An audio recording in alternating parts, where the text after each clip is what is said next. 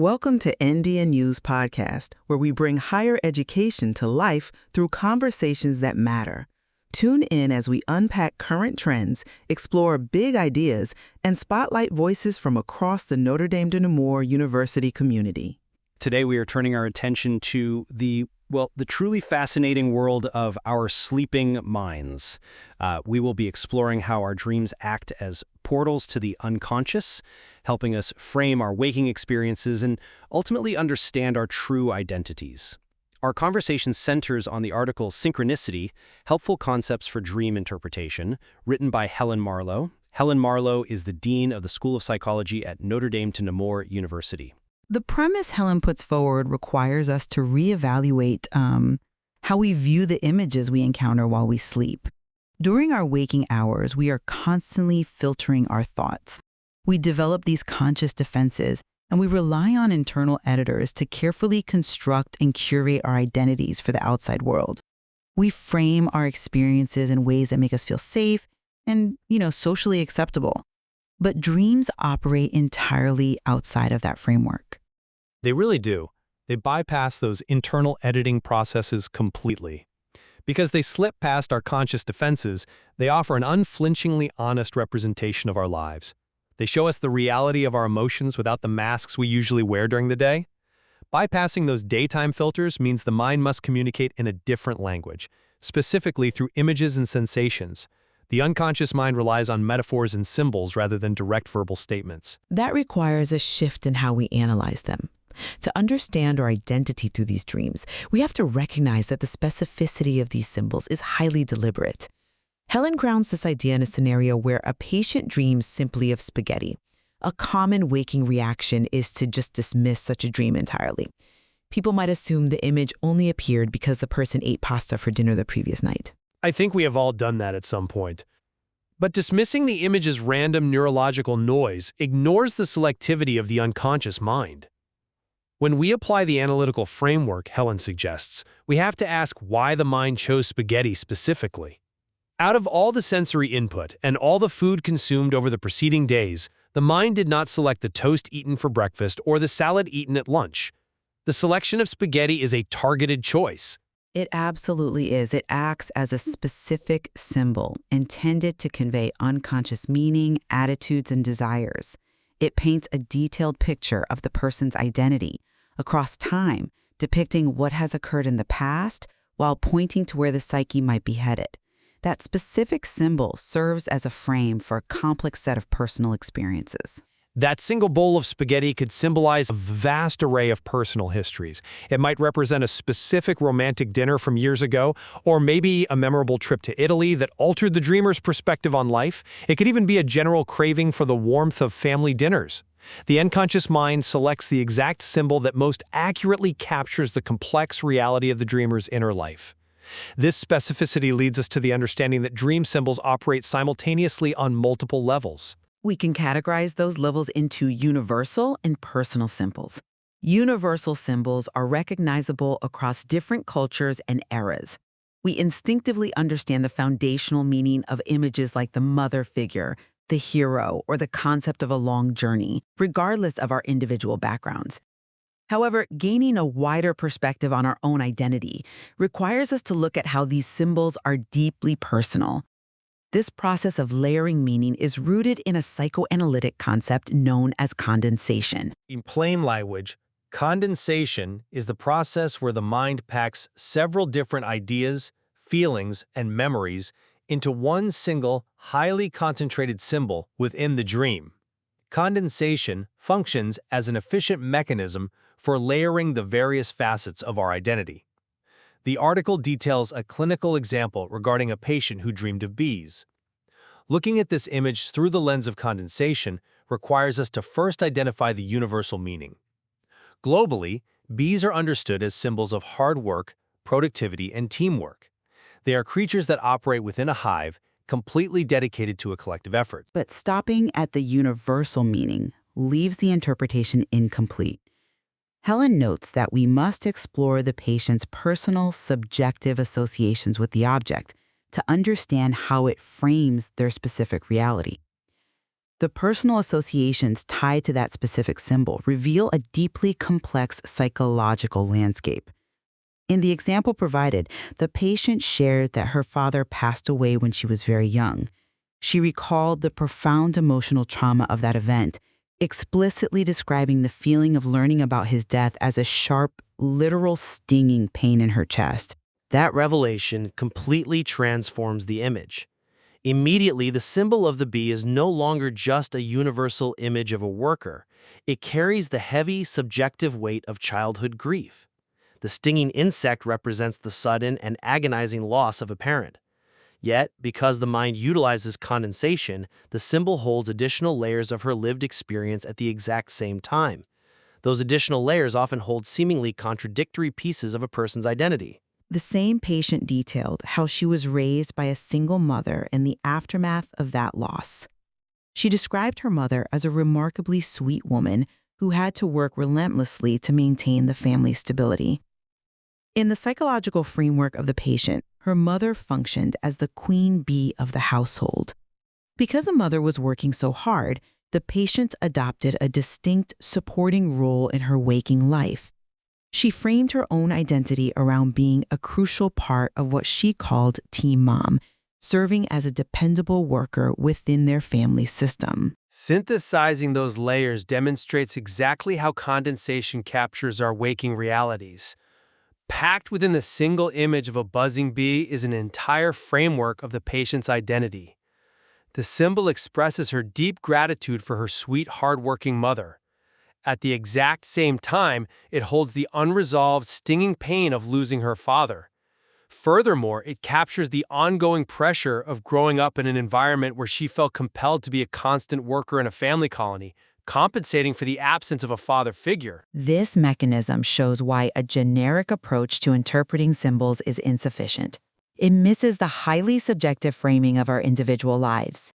The subjective element is crucial because the unconscious mind does not always present our core thoughts and feelings directly. There are times when interpreting a dream requires understanding how the mind actively shifts our focus away from the true source of our distress. This shifting process is known as displacement. We can understand displacement as the mind transferring emotional weight from a highly sensitive, deeply important issue onto a seemingly unimportant, safe object within the dream. The mind essentially detaches the anxiety from its original source and attaches it to a decoy, operating much like a secret code to bypass our waking defenses.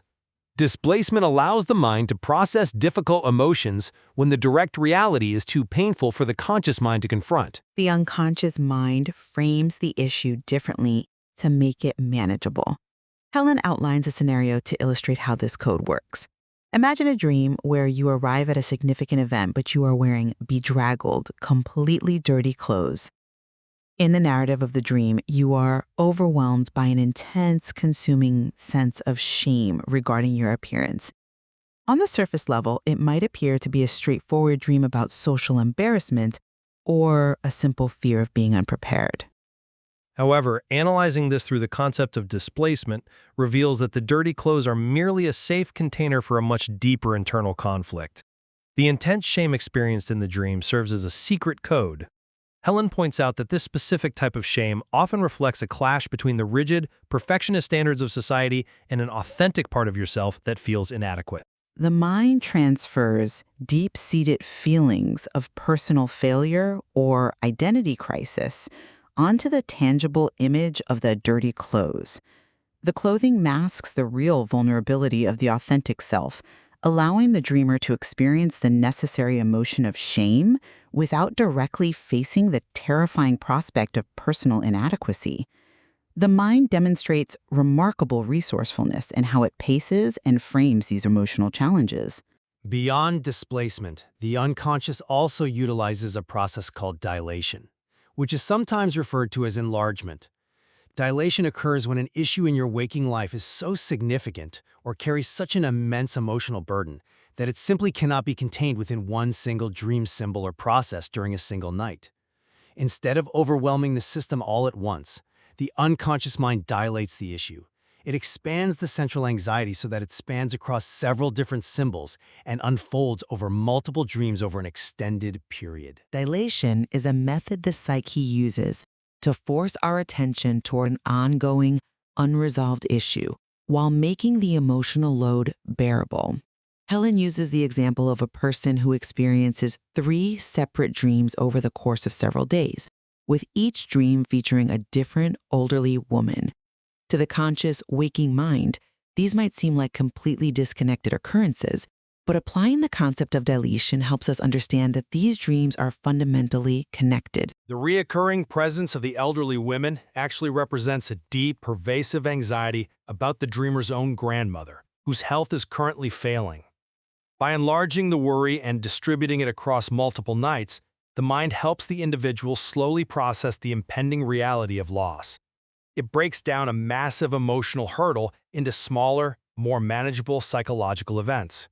It highlights how the psyche continuously strives to protect us and prepare us through these intricate mechanisms. This constant striving for equilibrium connects to a foundational concept in psychology known as compensation. Compensation occurs when certain aspects of our personality remain entirely unexpressed, ignored, or heavily suppressed during our waking lives. When we restrict a part of our identity during the day, that specific trait often manifests quite boldly in our dreams. Compensation acts as a vital corrective mechanism designed to restore balance to our overall psychological state. If your conscious identity and daily behaviors become too one-sided, the unconscious will generate imagery that expresses the exact opposite viewpoint. It demonstrates the self-regulating function of the mind, which is always attempting to reconcile opposing forces and encourage a more whole, fully realized personality. Helen provides a striking example of this by describing a person who is incredibly timid in their everyday life. This is an employee who consistently struggles to establish boundaries, suppresses their true feelings, and simply agrees to every request from an unreasonable boss. Maintaining that level of submission in waking life requires a massive, ongoing suppression of personal assertiveness, because that person's waking identity is so heavily framed around compliance and conflict avoidance, the mechanism of compensation takes over during sleep. In their dreams, the same timid, agreeable employee transforms into a powerful, even ruthless dictator. They find themselves aggressively ordering subordinates around, exerting total control, and demanding absolute obedience. A person might wake up from a dream like that feeling deeply disturbed. They might worry that they secretly harbor dark, tyrannical desires that make them a bad person. But viewing that dream through the lens of compensation changes the framing entirely.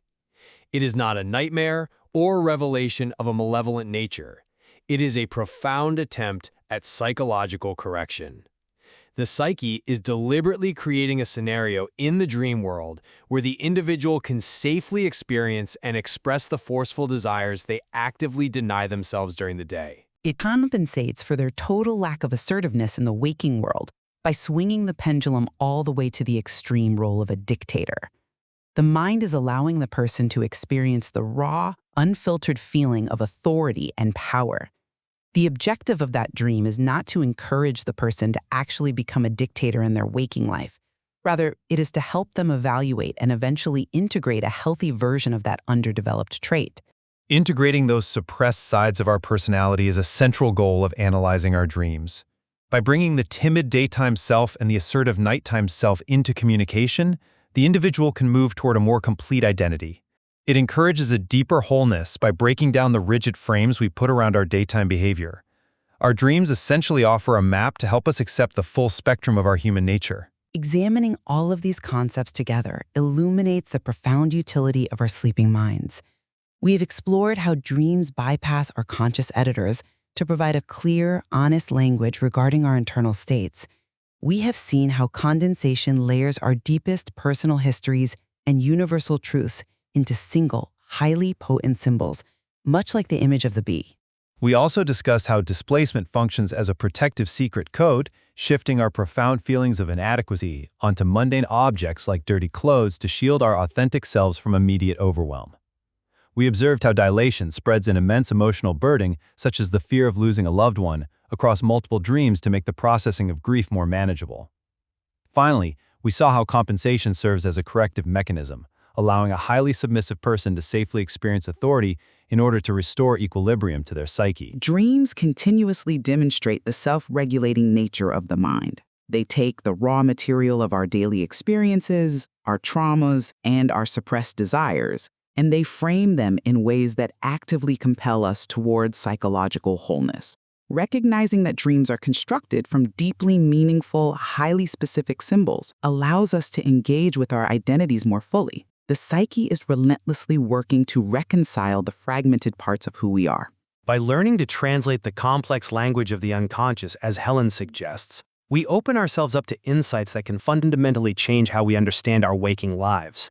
Taking the time to observe the images that emerge from our sleep provides access to a wider perspective, revealing the ways we frame our reality and helping us integrate the parts of ourselves we often keep hidden. Thanks for joining us on the Notre Dame de Namur University podcast, where higher education meets real-world insight.